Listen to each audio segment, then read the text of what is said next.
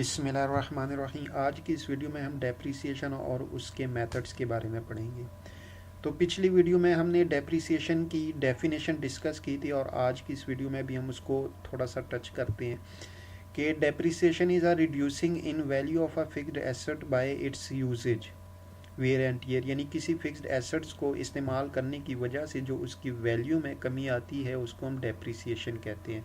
इसके दो मेथड है जो पेपर के पॉइंट ऑफ व्यू से बहुत ही इंपॉर्टेंट है। सबसे पहला मेथड स्ट्रेट लाइन और फिक्स्ड इंस्टॉलमेंट मेथड और दूसरा रिड्यूसिंग बैलेंस और डिमिनिशिंग बैलेंस मेथड।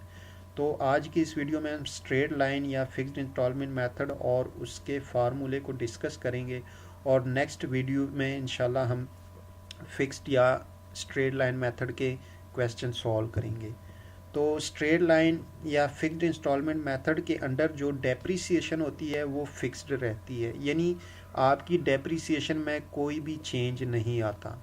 मिसाल के तौर पे आपने एक फिक्स्ड एसेट परचेज़ कर लिया है और उसकी जो लाइफ है वो 10 ईयर है और जो फर्स्ट ईयर आपने उसको डेप्रिसिएशन चार्ज की है वो 1000 इट मीन्स के जो नेक्स्ट कमिंग 9 ईयर है उसमें भी आपकी डेप्रिसिएशन जो है वो पर ईयर 1000 रुपये होगी, यानी उसकी डेप्रिसिएशन में कोई चेंज नहीं आएगी।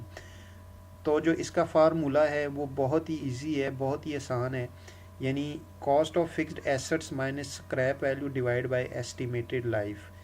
तो जो स्ट्रेट लाइन या फिक्स्ड इंस्टॉलमेंट मेथड जो डेप्रिसिएशन हम इसी फार्मूले के तहत फाइंड करते हैं।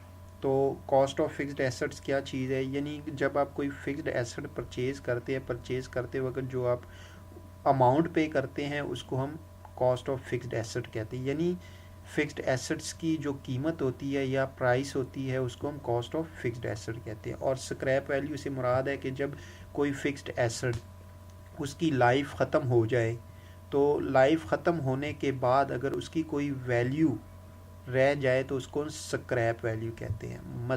यानी वो फिक्स्ड एसेट जिसको आप फुल डेप्रिसिएट कर लें उसके बाद अगर उसकी कोई वैल्यू रह जाए तो उसको हम स्क्रैप वैल्यू कहते हैं।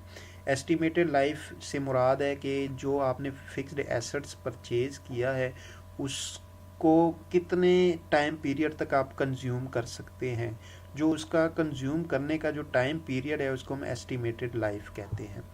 अब इस फार्मूले को हम एक छोटी सी एग्जांपल से क्लियर करेंगे कि आपके पास एक मोबाइल है जिसकी कॉस्ट है, कीमत है 14,000 और उसकी जो लाइफ है वो 12 महीने 12 मंथ यानी 1 ईयर, और 12 मंथ आफ्टर 12 मंथ हमारे पास जो इसकी स्क्रैप वैल्यू रहेगी वो 2000 रहेगी। तो अब हमने इसकी पर मंथ डेप्रिसिएशन फाइंड करनी है। तो हमारे पास जो फार्मूला है ऊपर उसके तहत अगर देखें तो हमें 3 चीज़ें चाहिए, cost of fixed asset, scrap value और जो लास्ट है एस्टिमेटेड लाइफ। तो हमारे पास जो क्वेश्चन में डाटा दिया गया है उसमें तीनों चीज़ें अवेलेबल है। हमारे पास जो कॉस्ट ऑफ फिक्स्ड एसेट है वो 14,000 रुपये, यानी 14,000 हमने पुट कर दी उसको अपनी जगह पे, और माइनस अब हमारे पास जो स्क्रैप वैल्यू है वो हमारे पास 2,000 रुपये। अगर स्क्रैप वैल्यू नहीं भी दी तो कोई मसला नहीं।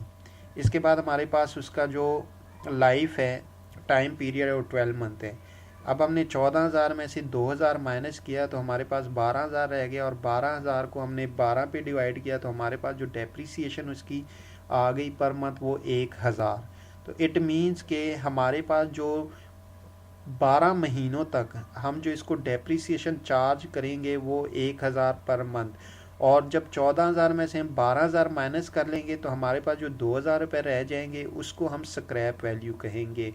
यानी ये जो स्क्रैप वैल्यू होती है ये आफ्टर डेप्रिसिएशन ऑफ, यानी डेप्रिसिएशन का जो पूरा प्रोसेस होता है उसको कंप्लीट करने के बाद जो आपके पास वैल्यू बचती है उसको हम